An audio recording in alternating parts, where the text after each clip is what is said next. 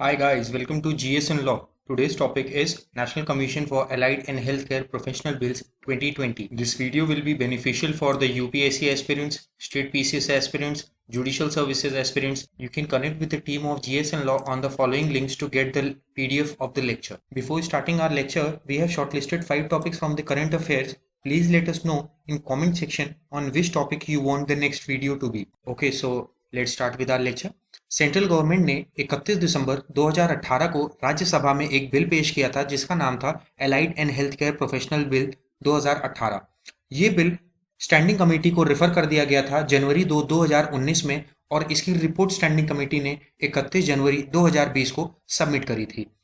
Central government ने 2018 वाला withdraw कर लिया इस साल 15 सितंबर 2020 को और 2020 15 सितंबर को ही एक नया बिल रीइंट्रोड्यूस किया जिसका नाम है national commission for allied and health care professional bills 2020।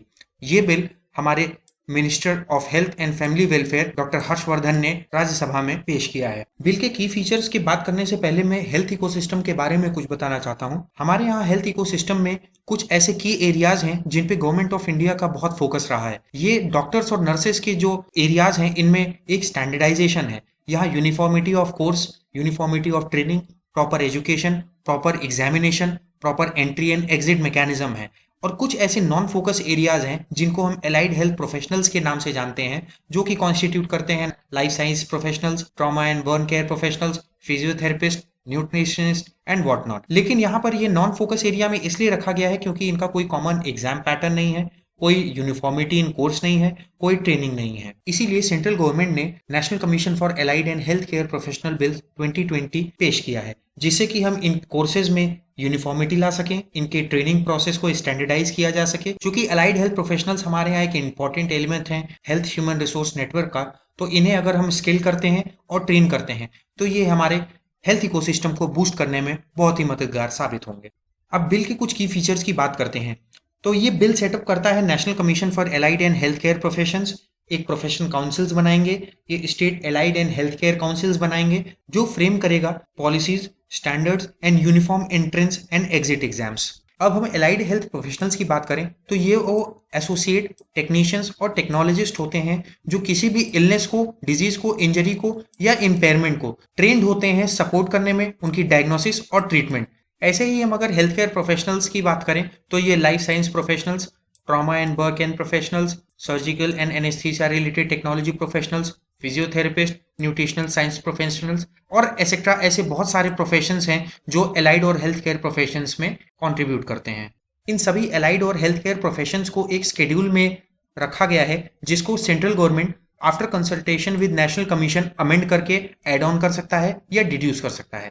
अब अगर हम बात करें कॉम्पोजिशन की कि national commission for allied and health care professions का कॉम्पोजिशन क्या होगा, तो इसमें चेयरपर्सन, वाइस चेयरपर्सन, 5 मेंबर जो ज्वाइंट सेक्रेटरी लेवल के होंगे वेरियस डिपार्टमेंट और मिनिस्ट्रीज के, एक रिप्रेजेंटेटिव होगा director general of health services से, 3 डेप्यूटी डायरेक्टर्स होंगे एम्स दिल्ली और AIIPMR मुंबई से, और 12 पार्ट टाइम मेंबर्स होंगे जो स्टेट काउंसिल्स का को रिप्रेजेंट करेंगे और उनका पार्ट होंगे। ये हम लोग डायरेक्टली याद कर सकते हैं क्योंकि ये हमारे प्री का एक क्वेश्चन बन सकता है। अगर हम नेशनल कमीशन के फंक्शन की बात करें तो जैसे मैंने बताया था कि ये पॉलिसीज और स्टैंडर्ड फ्रेम करेंगे to regulate the education and practice of allied and health care professions, plus एक ये यूनिफॉर्मिटी प्रोवाइड करेंगे एंट्रेंस और एग्जिट एग्जामिनेशन की, और इनके साथ ही साथ ये एक बेसिक स्टैंडर्ड ऑफ एजुकेशन, एक basic education course, curriculum, staff qualification, examination कैसे होगा, उनकी यूनिफॉर्म ट्रेनिंग कैसे होगी और मैक्सिमम फी जो एक पर्टिकुलर कैटेगरी से चार्ज करी जा सकती है, ये सारे फंक्शंस जो हैं वो नेशनल कमीशन फ्रेम करेगा।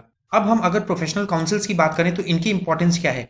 कमीशन जो है वो कॉन्स्टिट्यूट करेगा प्रोफेशनल काउंसिल्स जो हर रिकॉग्नाइज्ड कैटेगरी की ऑफ एलाइड हेल्थ प्रोफेशनल्स की एक प्रोफेशनल काउंसिल बनाएगा, जिनसे वो उनके ग्रीवांसेस, उनमें कौन कौन से मॉडिफिकेशंस चाहिए, क्या क्या उनकी रिक्वायरमेंट्स हैं, उन सारी चीजों पे ध्यान दे सके। स्टेट हेल्थ काउंसिल्स की अगर हम बात करें तो बिल प्रोवाइड करता है कि with in 6 month from the passage of this bill, इस बिल के 6 महीने के अंदर पास होते होते स्टेट गवर्नमेंट को एक state allied and health care councils बनानी है, जिसके रिप्रेजेंटेटिव अभी आपने देखा कि नेशनल कमीशन में भी रिप्रेजेंट करेंगे, और वही वही लोग स्टेट में भी इनका कैसे रिप्रेजेंटेशन होगा उसके बारे में पॉलिसीज फ्रेम करेंगे।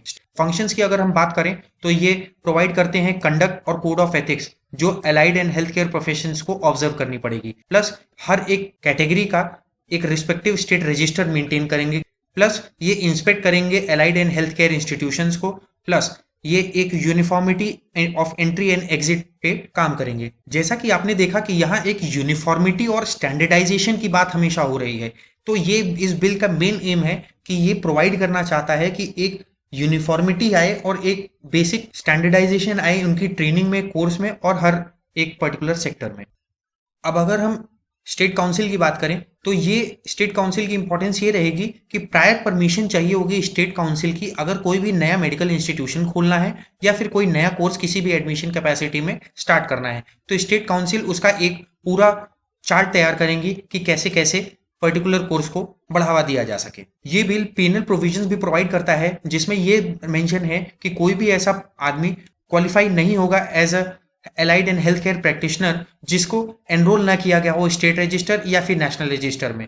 अगर ऐसा कोई भी पर्सन इसको कॉन्ट्रीवीन करता है तो पनिशेबल होगा 50,000 फाइन से। अब हम अगर बहुत वाइडर एंगल में देखें कि इस बिल की इंपॉर्टेंस क्या है, कि national commission for allied and health care professional bills 2020 को लाने की जरूरत क्या पड़ी। देखिए, बात ऐसी है कि जब हम एक पर्टिकुलर सेक्टर को स्किल करते हैं, उनकी कॉम्पिटेंसी बढ़ाते हैं, उनके अंदर प्रोफेशनलिज्म ले आते हैं, उनकी काम करने की क्षमता बढ़ती है, उनकी अप्रोच होती है एक पर्टिकुलर डिजीज को, एक इलनेस को कैसे ट्रीट किया जाए, उनकी एक डिमांड बढ़ती है। WHO ने 2018 में एक रिपोर्ट निकाली थी, वर्ल्ड हेल्थ रिपोर्ट, जिसमें ये दिखाया भी गया था कि आगे जाके मिडिल ईस्ट और गल्फ कंट्रीज में बहुत से ऐसे हेल्थ केयर प्रोफेशनल्स की जरूरत पड़ने वाली है। तो अगर हम इन allied and health care professions को एक कॉम्पिटेंसी, एक स्किल प्रोवाइड करते हैं, तो इनकी डिमांड इंटरनेशनल एरिना में भी बढ़ेगी।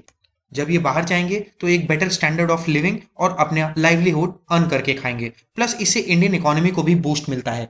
जैसे कि ये लोग बाहर जाएंगे तो अपने घर परिवार को यहाँ पर पैसा भेजेंगे, जिसको हम रेमिटेंसेस के नाम से जानते हैं। तो रेमिटेंसेस जब इंडिया में आएंगे तो इंडिया की इकोनॉमी भी बूस्ट होगी।